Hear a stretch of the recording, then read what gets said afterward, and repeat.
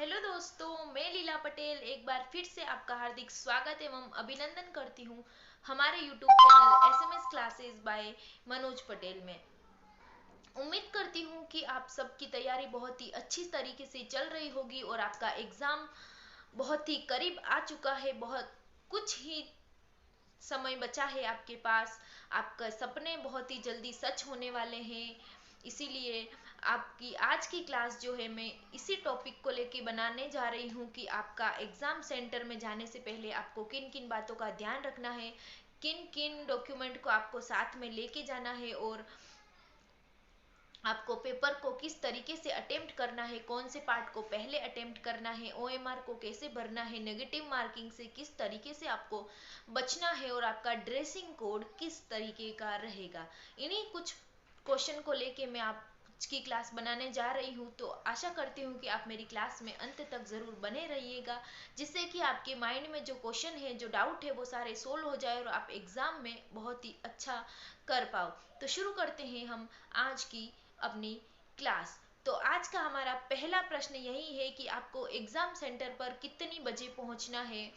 तो मेरा ये मानना है कि अगर आपका सेंटर अदर डिस्ट्रिक्ट में है तो आपको वहाँ पर एक दिन पहले ज़रूर पहुँच जाना चाहिए, क्योंकि बहुत चारों तरफ आप सड़कों का काम चल रहा है और बहुत ही जाम लगा हुआ है, जिससे कि आप जाम में ना फंसो। इसी कारण आपको एक दिन पहले वहाँ पहुँच जाना है और सेंटर को देख लेना है कि हमारा सेंटर कहाँ पर है, हमें यहाँ पहुँचने के लिए कौन से साधन की व्यवस्था है या नहीं, जिससे कि आप एग्ज़ाम हॉल में टाइम से पहुंच पाओ। क्योंकि पिछली बार ऐसा हुआ था दोस्तों कि कुछ बच्चे जो थे वो 1 मिनट या 5 मिनट की देरी के कारण उनको एग्ज़ाम हॉल में एंट्री नहीं दी गई और वो रोते रहे, लेकिन उनके लिए गेट नहीं खोले गए। तो ऐसा आपके साथ ना हो, इसीलिए आपको एग्ज़ाम हॉल में बहुत पहले ही पहुंच जाना है। और जिन बच्चों का सेंटर अपने ही डिस्ट्रिक्ट में है उनको भी 2 घंटे पहले किसी भी कंडीशन में अपने सेंटर पर पहुंच जाना है और बहुत ही फ्रेश माइंड से सेंटर पर पहुंचना है। ऐसे नहीं कि लास्ट में आप गाड़ी में बैठे बैठे भी पढ़ाई कर रहे हो, सेंटर पर जाकर भी पढ़ाई कर रहे हो। आपको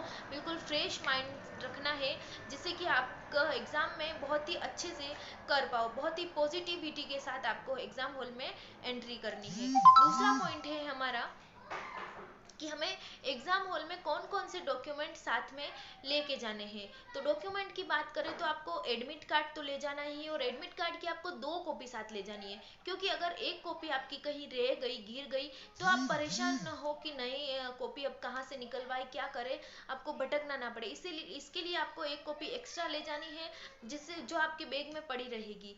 एडमिट कार्ड हो गया, उसके साथ में आपको एक पहचान कार्ड ले जाना है, जैसे कि आधार कार्ड हो गया या ड्राइविंग लाइसेंस हो गया, पैन कार्ड हो गया, फोटो युक्त होना चाहिए।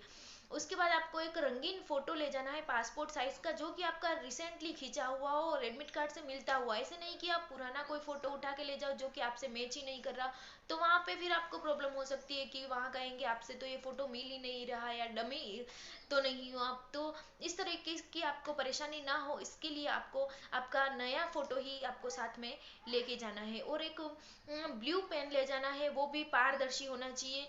पेन आपको कलरफुल नहीं ले जाना है, आर पार पेन के दिखना चाहिए, पारदर्शी पेन आपको ले जाना है। ये तो बात हो गई डॉक्यूमेंट की। अब है कि हम एग्जाम हॉल में हमें किन किन बातों का ध्यान रखना है। तो पेपर आपको जैसे ही हाथ में आता है, आपने ध्यान से आपको रोल नंबर भरने हैं, बिना किसी हड़बड़ाहट के आपको रोल नंबर एंट्री करनी है। उसके बाद आपको ऐसे नहीं कि पेपर खोला और पूरा पेपर धड़ाधड़ पढ़ते गए। पूरा पेपर आपको एक साथ नहीं पढ़ना है, क्योंकि अगर आपको क्वेश्चन उसमें कुछ भी क्वेश्चन अगर नहीं आ रहे हैं तो आपका माइंड जो है वो बिल्कुल प्रेशर में आ जाएगी कि मुझे नहीं आ रहा है, अब मैं क्या करूँगा। तो आपको पेपर उठाया और वही पार्ट आपको सबसे पहले खोलना है जिस पार्ट पर आपकी पकड़ है। जैसे कि अगर किसी की साइको पर पकड़ है तो पहले साइको सोल्व करनी है, और किसी की अगर सब्जेक्ट पर पकड़ है तो आपको पहले सब्जेक्ट सोल्व करना है। जैसे कि आप पॉजिटिव बनो कि हाँ मुझे ये इतने क्वेश्चन आ गए और मैंने बिल्कुल सही किए। तो आप की पॉजिटिविटी के कारण कुछ क्वेश्चन जो आपको ना आते हुए भी आपके क्वेश्चन सही होंगे।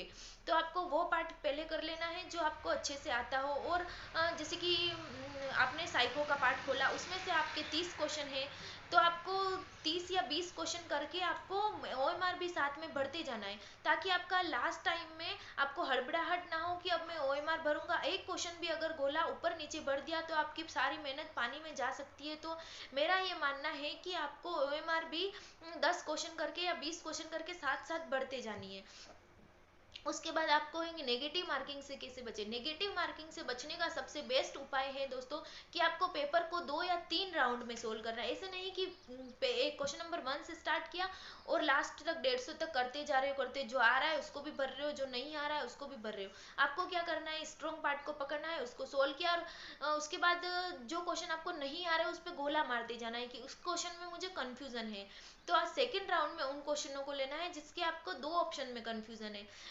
तो उनमें क्या करना है, आपको क्रॉस वाला तरीका अपनाना है। चारों ऑप्शन पढ़े और ये ऑप्शन नहीं हो सकता तो उसको क्रॉस करते जाना है, ये नहीं हो सकता तो उसको भी आपको क्रॉस करते जाना है, जिससे कि आपके पास ऑप्शन कम बचेंगे और आपका माइंड अच्छी तरीके से काम करेगा कि हाँ ये नहीं हो सकता, ये हो सकता है, तो ये कैसे हो सकता है, जिससे कि आपको नेगेटिव मार्किंग से जिससे आप बच पाओगे। तो ये तो हो गया अपना नेगेटिव मार्किंग से बचने का तरीका। अब हमारा अंतिम प्रश्न है कि हमारा ड्रेसिंग कोड क्या रहेगा।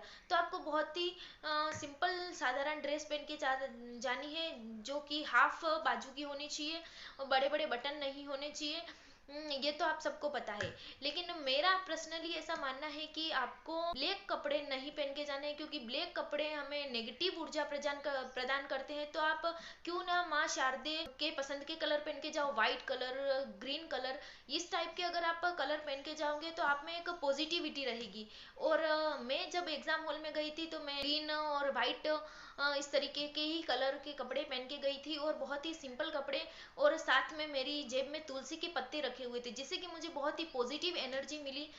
माँ शारदे का आशीर्वाद मेरे साथ रहा, जिससे कि मुझे पेपर सोल्व करने में कोई भी प्रॉब्लम नहीं हुई। मेरा पेपर बहुत ही अच्छी तरीके से हुआ, मुझे किसी प्रकार का कोई डिप्रेशन एग्जाम हॉल में नहीं हुआ और मैं अच्छे से कर पाई।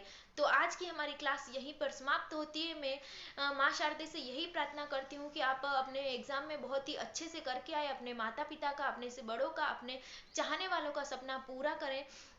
तो आज की क्लास यहीं तक थी।